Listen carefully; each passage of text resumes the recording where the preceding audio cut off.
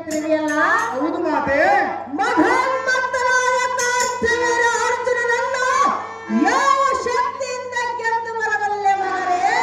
ಅಮ್ಮಯ್ಯ, ನಿನ್ನ ಆಶೀರ್ವಾದ ಹೊಂದಿದ್ದರೆ ಇಡೀ ಮಾಹಿಷ್ಮತಿ ನಗರಕ್ಕೆ ಬೆಂಕಿ ಹತ್ತಿ ಬರಬಲ್ಲ ಮಾತೆ. ಹಾಗಲ್ಲ, ಯಾತಕ್ಕೆ ಸಾಧ್ಯವಿಲ್ಲ ಮಾತೆ. ಆ ಶಕ್ತಿಯಿಂದಲ್ಲ ರಾಮ.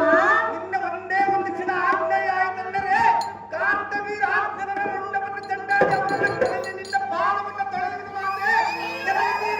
ಮಾತೆ ನಾನು ಹೇಳುವ ಶಕ್ತಿ ಯಾವುದೆಂದು ಮೊದಲು ನೀ ತಿಳಿದುಕೊಳ್ಳಬೇಕು. ಯಾವುದು ಮಾತೆ? ಸಹಜವಾಗಿ ಹೇಳು ಮಾತೆ. ನಮ್ಮ ಶಕ್ತಿಯಿಂದ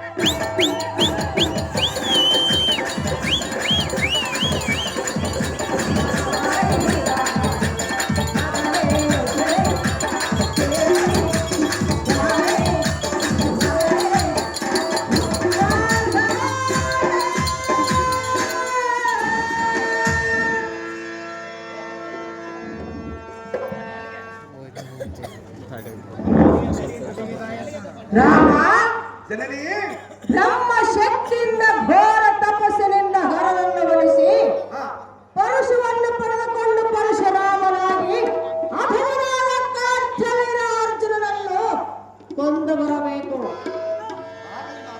ಕಂದ, ಯುದ್ಧಕ್ಕೆ ಎಂದು ನೀನು ಹೋದಾಗ ಯುದ್ಧದಲ್ಲಿ ಗೆದ್ದು ಬರಬೇಕು ಒಂದು, ಇಲ್ಲ ಅಲ್ಲೇ ಪ್ರಾಣ ತ್ಯಾಗವನ್ನು ಮಾಡಿಕೊಳ್ಳಬೇಕು ಒಂದು. ಕಣ್ಣಿಯ ರಾಮ ಆಗ ಕೊಡುವುದು ನಿನ್ನ ಹೆತ್ತ ತಾಯಿ.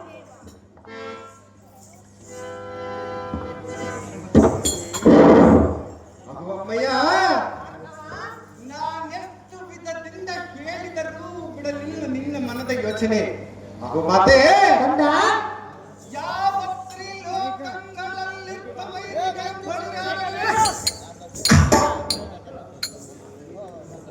ಅಮ್ಮಯ್ಯ, ಸಾಗರದ ನಡು ನೀರಿನಲ್ಲಿ ಮುಳುಗಿದರೇನು, ವಿರೂಪಾಕ್ಷನ ವಕ್ಷಸ್ಥಳದಲ್ಲಿ ಅಡಗಿದರೇನು, ಚತುರ್ಮುಖನಾದ ಬ್ರಹ್ಮನು ಬರದ ನುಡಿಯ ಬದಲಾಯಿಸುವುದುಂಟೆ.